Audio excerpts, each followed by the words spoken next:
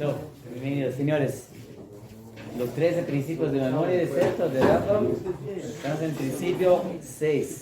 Página Kuf Mem Bet en esta edición que fotocopiamos. ¿Cierto? La traducción de Rashulat. El principio 6. La Nevoa, la profecía. Los 13 principios de fe, mal traducidos como de fe, ¿cierto? Son los 13 principios de cómo vivir con Dios. Dios existe, ¿cierto? Es la base de todo. Siempre existió. Todo fue creado, ¿cierto? Hay un propósito. Este propósito es uno. No hay acá un balagán en el mundo, ¿cierto? Todo es uno. Y solo a Dios vamos a servir. ¿Cierto? Dios, nuestra base, es quien dijo quién somos, qué fuerzas tenemos y cómo ser nosotros mismos. Por más que podemos no ser nosotros mismos, pero es considerado tonto. Hoy etcétera, depende cómo se habla. Al fin llegamos al sexto principio. El sexto principio, la profecía. Hay profecía. Hay contacto entre Dios y el mundo. Podría ser que Dios está acá arriba. Es la base de todo. Hay un plan. Pero nosotros somos meras engranajes dentro de un plan. Que nosotros no tenemos ningún contacto con Dios. Todos los animales no tienen contacto directo con Dios. Una vaca es una vaca y, ¿saben?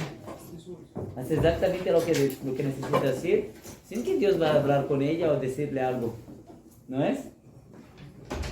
La vida de una cucaracha es muy más interesante que la nuestra. Todos saben.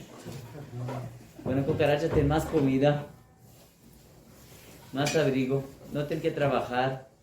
Y que si va a haber una explosión atómica, las únicas que van a sobrevivir son las cucarachas. Conclusión. Es una buena idea hacer una cucaracha. Pero el ser humano tiene la capacidad de conectarse a Dios. De Dios conectarse con ellos. Ya no es un gesto de Dios, es una cosa diferente. Hay contacto. No estamos hablando ahora, hay mensajes de Dios. Este es más un nivel. Yo creo que en la última semana hablamos de esto, que hay muchos niveles de profecía que yo no sé explicarlos, ¿cierto? Y no sé cuáles son. El primer nivel de profecía que podemos ver hoy en día, o por veces, o de Ruach HaKodesh, o de profecía, no sé, son diferenciaciones entre nuestros sabios. Esto es la capacidad de tener una cierta fuerza, coraje muy grande para proteger a otras personas. Me puedo decir cómo se ve en Shimshon y cómo se ve en el ejército de Israel. Algo más que la vida común de una persona, no del modo común. Hay personas que dan su vida por ideales, etc. en todos los pueblos. Pero acá en Israel es diferente, es como una cosa, no sé, una cierta ayuda de Dios y una cierta fuerza que no es explicable, es otra cosa, no es por cuenta de una cierta locura, es que, no sé qué, ¿saben? Hay una cierta arte de la guerra, de cómo hacer una persona llegar a un atrás, ¿cierto? Pero de muchos modos. Aristóteles, por ejemplo, Alejandro Magno, antes de la guerra, ¿qué hacía el ejército griego en las vísperas de una batalla? ¿Quién sabe? ¿Cómo se preparaban para una batalla? Se dice que Alejandro Magno hacía reverencia entre los najamín, o sea, respetaba. Sí, él sí. ¿Qué hacía el ejército griego a las vísperas de una batalla? Ayunaba. El ejército griego se dividía en dos: todo el ejército y Alejandro Magno. Alejandro Magno iba para su carpa y estudiaba. Iba a hablar de filosofía con su maestro Aristóteles o con otros. Sí. ¿Y el ejército?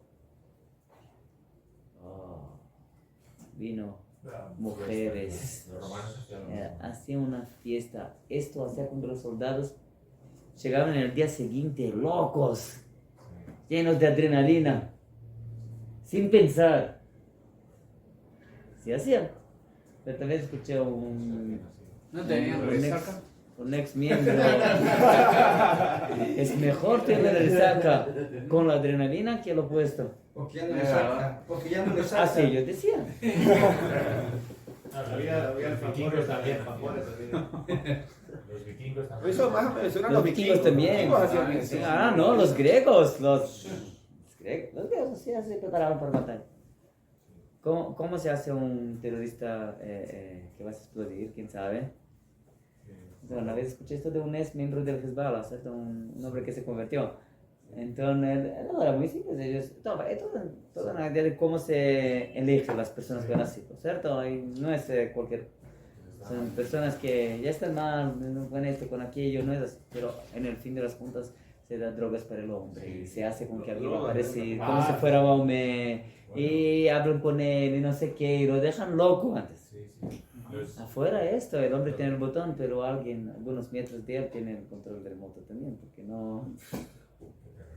no sé, el hombre está normal, él no va a hacer.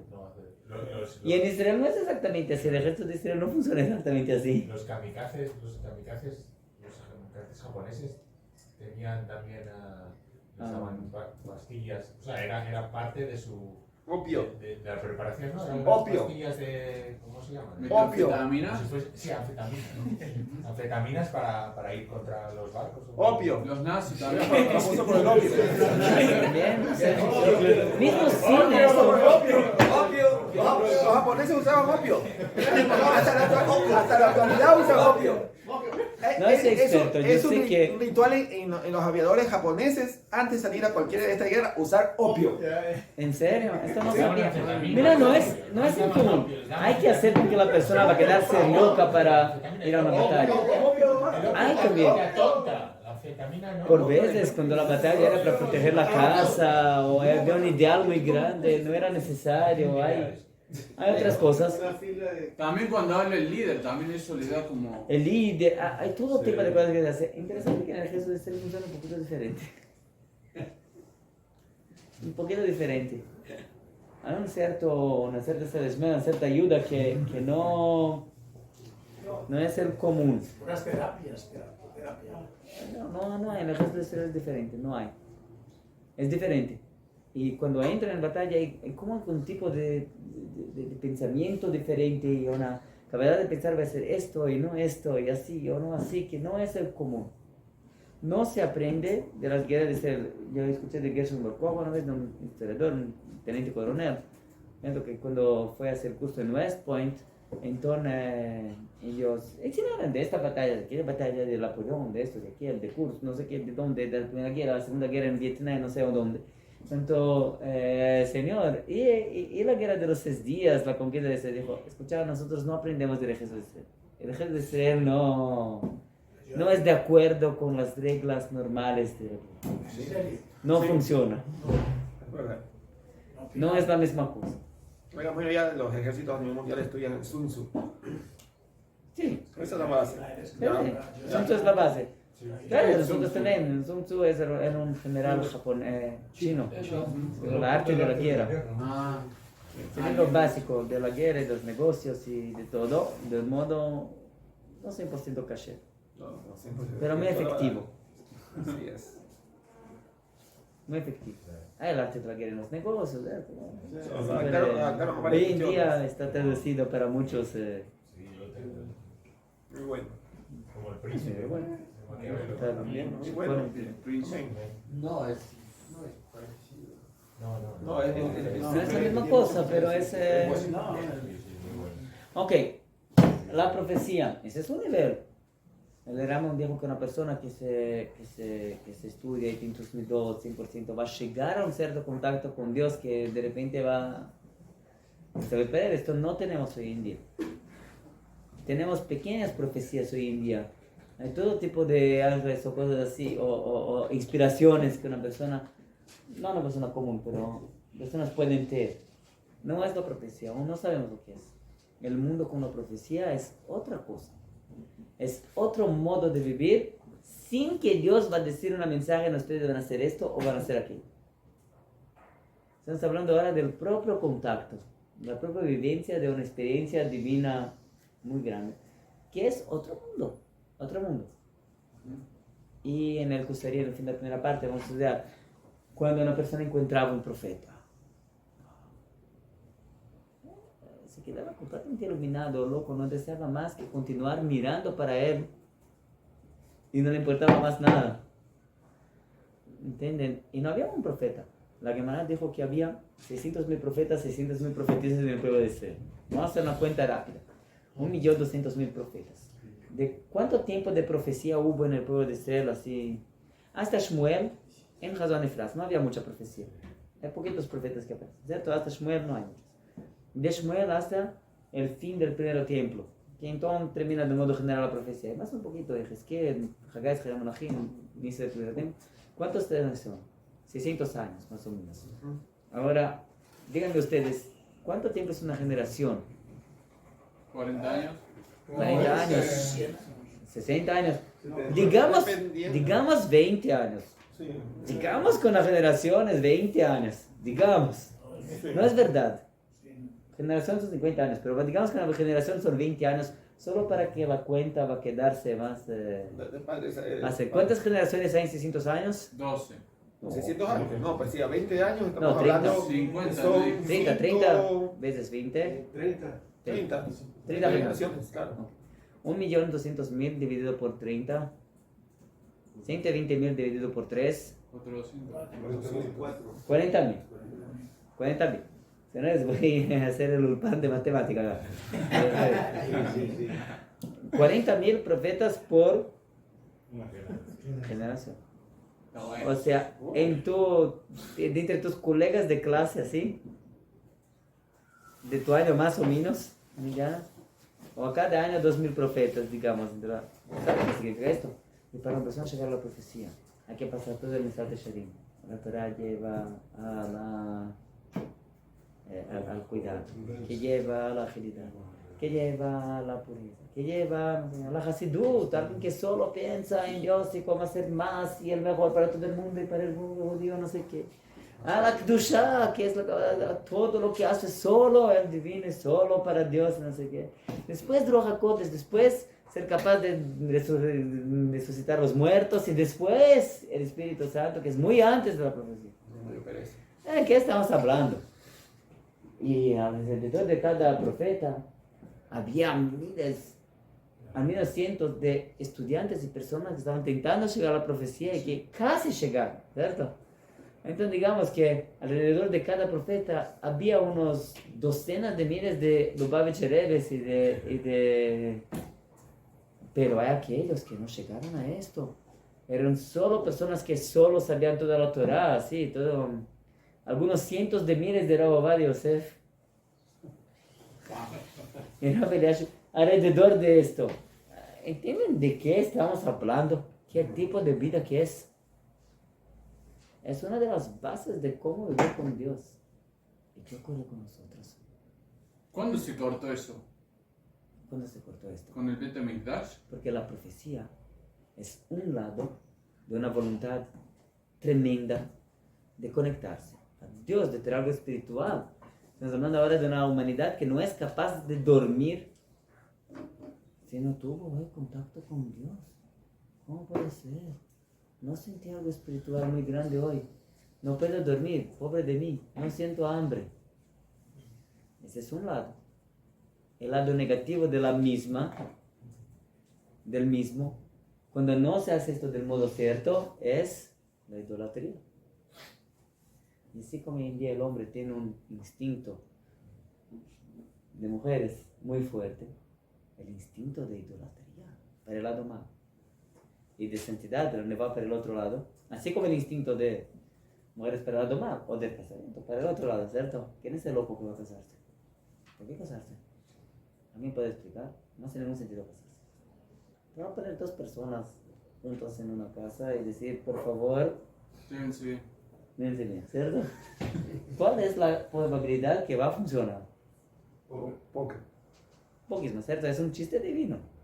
¿Por qué las personas se casan? Para poder alcanzar la nueva.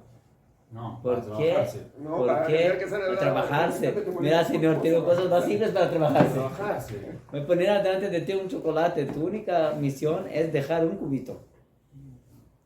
Es un buen trabajo. No, ¿por qué? Las personas se casan porque hay un instinto dentro del ser humano de eternidad, De familia. de familia, de ser algo más que ella propia sola y construir algo junto con alguien que va a ser algo más que el propio. Se llama Shekhinah, la presencia divina. Es algo muy fuerte, muy placeroso, muy carnal también, ¿cierto? En todos los sentidos. Desde las intenciones hasta los actos. Está escrito en algún lugar esto. ¿Sería cuestión de legal y permanencia? También, todo. Es algo más que el hombrecito polvo que vive acá, que Por eso, que sabe lo no va a hacer va. nada. Entonces, y es increíble. Aún hoy las personas se casan. Es un instinto, es el lado bueno del instinto carnal, ¿cierto? Hay algo, Dios creó esto para que las personas van adelante. Y hay para nosotros un instinto que nuestros sabios lo disminuyeron un poquito, el instinto de violencia. Nada, no asesinamos a las personas todos los días, ¿cierto? No somos los vikingos, pero hay también, y esto que hace a la persona competir y avanzar por veces, etcétera, un poquito de cortisol, un poquito de adrenalina, un poquito de testosterona y el mundo avanza, ¿sí? Todos nosotros debemos quedarnos. Sí, el mundo continuaría a ser la misma porquería para siempre, ¿cierto? Haciendo una odia al cortisol. ¿Saben qué es el cortisol, no? Que El genera hormonio que cuando alguien te pasa en el tránsito te hace hacer así sin pensar dos veces. Es el hormonio que te hace despertar por la mañana también. Quien no tiene cortisol no despierta. No tiene voluntad de salir de la cama. Saco el papel higiénico por la ventana y le digo, no, para que vayas rápido. Sí, pues. Entonces, y hay el instinto de acercarse del Dios, de acercarse de la espiritualidad. Este instinto era tan fuerte en la época del primer templo que había solo dos posibilidades: o ser profeta, o alrededor del profeta, o idolatría. Nadie era capaz de dormir, de comer, de respirar sin tener algún contacto con algo espiritual muy fuerte antes. No faltan sabios, grandes sabios, que no son capaces de comer, de dormir antes de estudiar no sé cuánta Gemara. No falta. No falta. Una historia de Rabbi Levi Tzaddik, cuando no lo conocí, se fue a la ciudad de su suegro, creo, no sé qué, en Yom Kippur. De repente el hombre así, jovencito, va a llegar a Yom Kippur, empieza con Nidrei, no es una ciudad cualquiera, en Lvov, en una ciudad grande, no lo conocí. Y había un DAF muy grande en esa ciudad de Shvot Yaakov, de Yaakov de Lvov, que es uno de los grandes libros de responsa. Y de repente va a empezar el Kol Nidrei, el Hazán se prepara, ¿sabes? Por esto de repente la breve se va al Amud, Kol Nidrei empieza. Y los gabios, y el Abdejo va a escuchar Yom Kippur, dejarlo después de Yom Kippur, siempre un loco para todo, pero el hombre empieza a hacer un Kol Nidrei así. Termina el Kol Nidrei, el hombre no continúa haciendo arbit. Empieza con fuego, no sé qué, todo es escuchar. La tefilá es buena, pero el hombre es un poquito loco. Termina el Kol Nidrei, termina la tefilá, el hombre no se sienta, continúa en pie, empieza a hacer tehilim, parágrafo por parágrafo. Hay un costumbre, ¿sí? Hoy en día un poco difundido. Y toda la comunidad con él, toda la noche, el hombre no para. Termina el tehilim, en esta hora el Shvot Yaakov escribe que él ya no tenía una cierta impresión, empezó a estar en duda si era un hombre o un ángel, así, no entendió bien. Empezó Shacharit, el hombre empieza Shacharit, Korbanot, Shacharit, Musaf, pero el hombre hace con toda la fuerza, todo el corazón, sin parar, la voz, no sé qué. ¿Cómo ahora? Belevi es ¿cierto? Como un buen José así. Bueno, termina Musaf, no hay tiempo, Minjá, el hombre continúa haciendo Minjá, lee la Torah, no tiene nada, hace todo. Neilá, termina Neilá, el hombre hace Arvit, toca el shofar, hace Arvit. Termina Arvit. Los Gabaim, que no eran tontos, dijeron: estamos vendiendo el zehut de quien quiere traerlo para casa, para que él va a comer en su casa después. ¿Quién da más? Le damos ese dejo. Vamos a elevar el zehut de hospedar. 10, 20, 1000, no sé qué.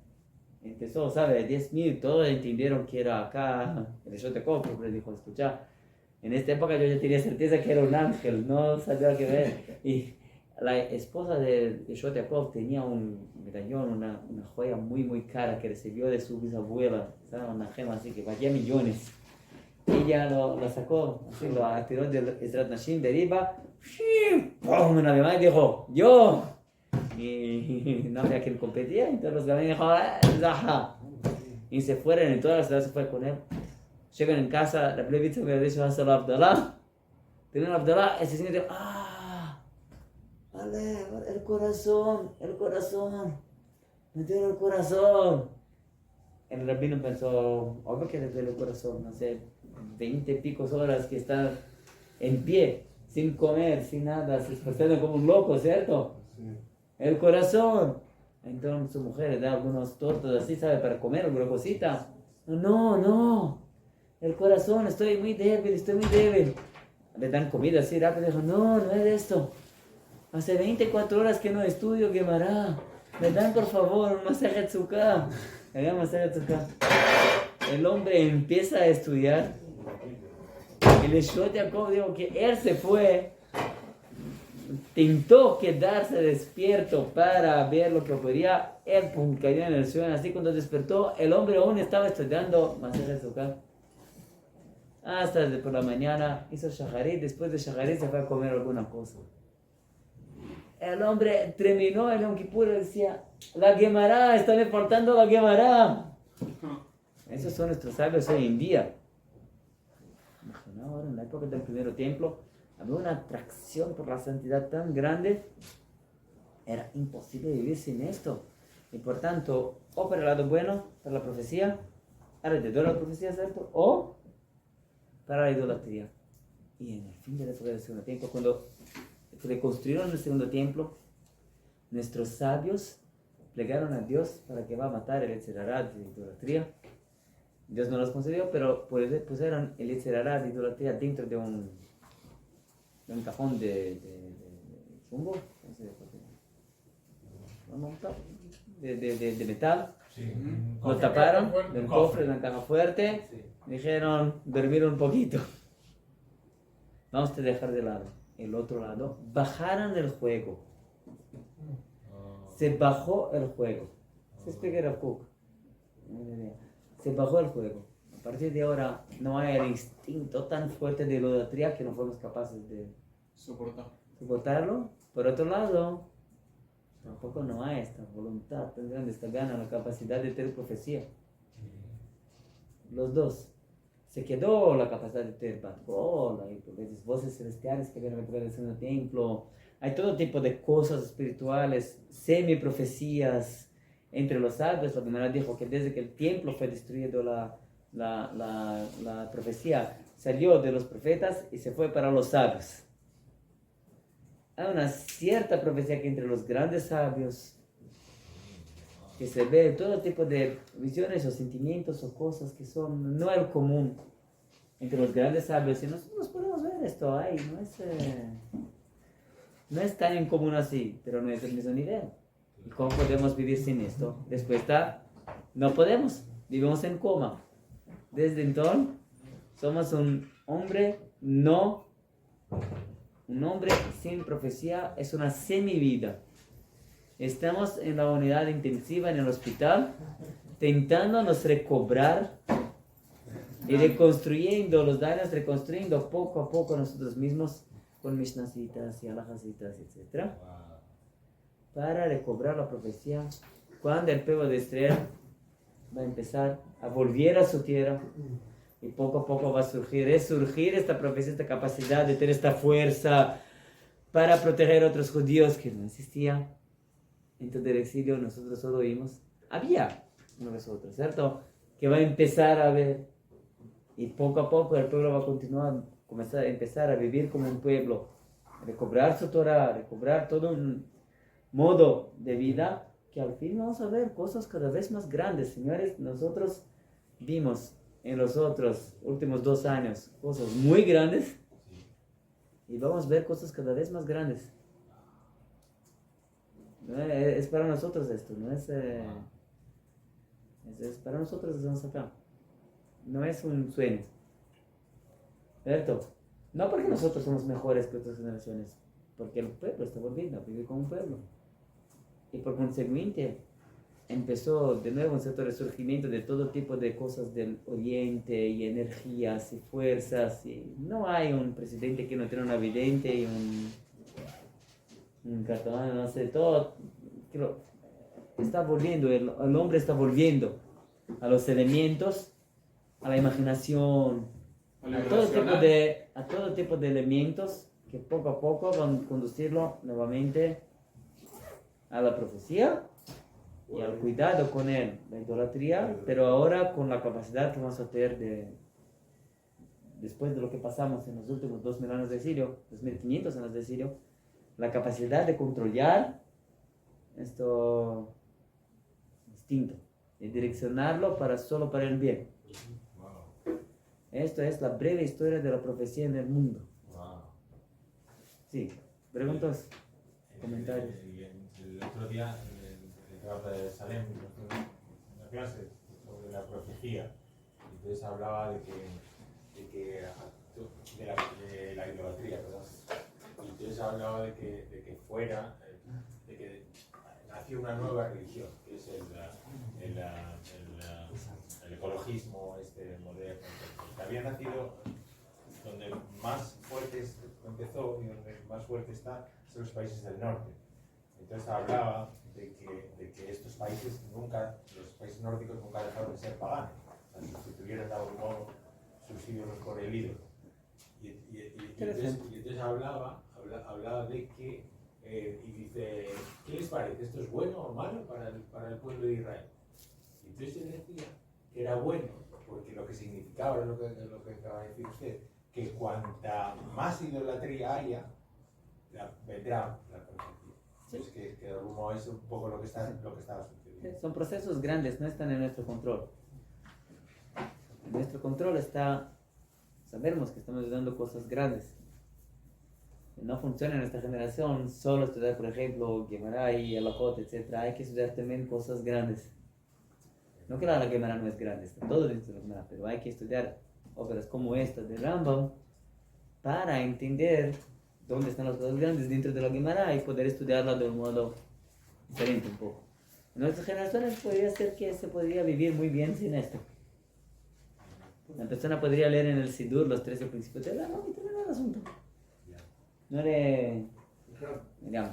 ¿Cómo genera a Israel ese concepto de feo de Muná o vivencia en cuestión de la profecía? Porque, no sé, de 1 a 10 Yehudim, ¿cuántos cree usted que realmente creen, anhelan y esperan la profecía? Respuesta, la pregunta es irrelevante, nosotros no generamos la profecía. No, me refiero a... Hay que haber una persona, al menos una persona, No, me refiero a... apta, ¿cierto? Que pasó por todo el Mesad de Sharim, al menos uno. Y hay que haber un pueblo que vive como un pueblo y que necesita de este contacto, de este mensaje. Claro. La profecía no es para individuos. No, a nivel Am Israel. Hay la profecía para individuos. El Rambam dijo que hay, en el sentido de que una persona que va a estar 100% llegar a esto, va a tener, pero con la condición que va a haber, es para el pueblo, no es algo personal. No, yo me refiero a... El pueblo de Israel vive con profecía. No, a nivel Am Israel. O sea, Sí, a nivel Am Israel. O sea, ¿el pueblo sí está deseoso de la profecía o no? No sé, cuando llegar va a estar. Cuando la vez va a estar. ¿Quién es ese loco que va a ver un profeta y no va a decir, ay, yo también quiero ser? Yo no me refiero a un loco, sino a un profeta. Mira, tú bajas al Beta Midrash. Hay un viejito así, caminando así, con un ador, ¿cierto? No es exactamente el más grande halterofilista del último campeonato, del último año, ¿entiendes? Pero tú mira para él y dijo, ay, yo quiero ser como él cuando voy a crecer. Yo domino, ¿cierto? ¿Sabes de qué estoy hablando, no? ¿Sabes? ¿Qué pensar cuando va a ser profeta? No es una vivencia, es otra cosa. No tenemos, es difícil explicar, no es difícil, es imposible explicar lo que no tenemos. Pero si tú preguntar a cualquier soldado, vamos a decir así, dicen que en la Fuerza Aérea dicen 2 cosas hoy en día. Una, trabajamos muy duro. Trabajar muy duro. Encontré a un amigo que lo responsable por la computación, así, de los ataques a Irán. Y dijo, un buen tiempo. Su mujer no le vio, no por un día, no por algunos días. Un buen tiempo no estuvo mucho en casa porque había que preparar. Porque es necesario preparar. Harto, mucho trabajo. Y junto con mucho trabajo dicen, escucha, no es normal lo que pasa. Nosotros nos preparamos para, ellos se prepararon, la Fuerza Aérea se preparó para que 1 de cada 5 pilotos va a caer en cautiverio y no va a morir. Mira, no existe esto, técnicamente no existe esto que ningún avión tuvo una falla técnica, no se entiende ni qué estamos hablando. Todo tipo de cosas que ellos dicen, escucha, no es común hoy en día. Escuchar que están diciendo, con la ayuda de Dios hicimos, ¿cierto? Dios nos ayudó, fue una cosa. Un milagro. Pensamos una cosa, sí, un milagro que se hizo por las manos de quien lo hizo. Sí. Pero no es normal, no es común. Una cosa que leí el otro día en un artículo, me llamó la atención, que decía que muchas veces se preparan desde la perspectiva de todo lo malo que va a pasar, confiando en que no pase. Sí, que cierta vez preguntaron a uno de los grandes, uno de mis maestros dijo que cierta vez preguntó a un general en el ejército si el opuesto, o con sus alumnos le preguntó, él pidió a sus alumnos preguntar, no me recuerdo más ahora exactamente quién preguntó para quién, preguntaron a los grandes generales si el ejército de Israel se apoya en milagros. ¿Sabes? En musulmanes no nos apoyamos en milagros. No. Nosotros preparamos todo Para el sin peor milagros. escenario. Es una regla. Vamos al médico, ¿cierto? ¿Por qué no pensamos que debe hacer un milagro? No nos apoyamos en milagros. Hay cosas por las cuales es prohibido plegar, por ejemplo, porque no se apoyan en milagros. Ok, no nos apoyamos en milagros. Bueno, el ejército de Israel se apoya en milagros. Sinceramente, va a escuchar. No nos apoyamos en milagros, pero los llevamos en cuenta. Eso sí. ¿Saben que esto de aquí me pareció interesante, Rabino? Porque realmente en nuestra vida podemos enfocarnos, claro, no siendo pesimistas, pero enfocándonos, siempre preparándonos desde el peor escenario. No, pues, Ya, una cosa que es nos parte puede de lo que ayudar somos justamente obligados a hacer mejorar. con nuestras manos. El Ya. interesante no es esto que están trabajando, el interesante es esto que están diciendo. No uno y no dos, no todos, pero muchos dicen, escucha, hay Dios acá, hay otra cosa, no es esto que nosotros hicimos con nuestra mano, esto que yo acerté en todos los... Lo que había y tuvo tiempo y pensé solo y me fue para otra cosa que no me dijeron para decir. Pero cosas así, no es... es una especie de microprofecía, digamos así. Espíritu Santo, no sé cómo llamarlo, ¿cierto? Pero el Rambam dijo en el Moreh Nevuim que ese es el primer nivel de profecía. Entonces, estamos volviendo, es poco a poco, nosotros tenemos mucha paciencia, poco a poco. Puede ser que de repente va a llegar acá un profeta, ¿cómo saber que es un profeta y no un loco? Buena pregunta. Pero hay reglas de cómo saberlo, no es un chiste acá, no es porque ¿Cuáles son? hay muchas reglas. No tiene que ser solo Vas a uno. esperar por la próxima semana.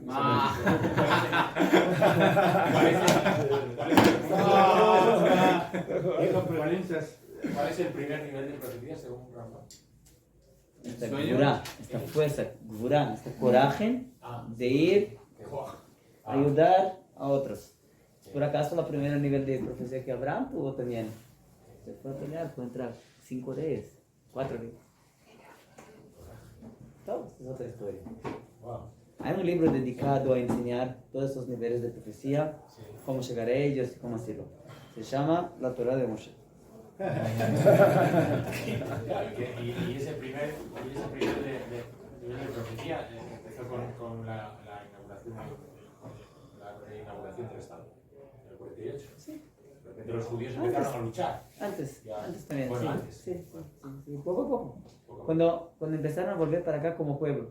Claro, comprar terreno, Como crear pueblo. así, Sí, poco a también poco, afuera de fueron Israel preparando, empezó un poquito, no que afuera no había manejando, nada no, afuera, pero sí, preparándolo, uniendo dinero. empezó una uniendo cierta un Investigaciones. nuevo modo de que vamos a matar y no morir, ¿cierto? Sí. Y vamos a pelear, y no sé qué, no era algo común. Negociamos bajo la mesa, mira, tal esta, tal, vamos haciendo ahí jugando, comenzaron a jugar las jugadas desde 1895, 96, se supone, Lo demás comenzaron a jugar más. Y antes. Ajá. Primero hubo acá. De nuevo, no sé explicarlo, entonces. No solo leyendo. Esto fue todo introducción para estudiar el nuevo, el sexto principio. Entonces, vamos a llegar en él alguna hora. Estamos en un ritmo alucinante acá, ¿no? Corina maluca. Dale. Nos vemos en. ¿Hay más cosas? promesas. O sea, hay un rabino en papel que se quería venir a le dijo que no se puede ir a Israel, no se puede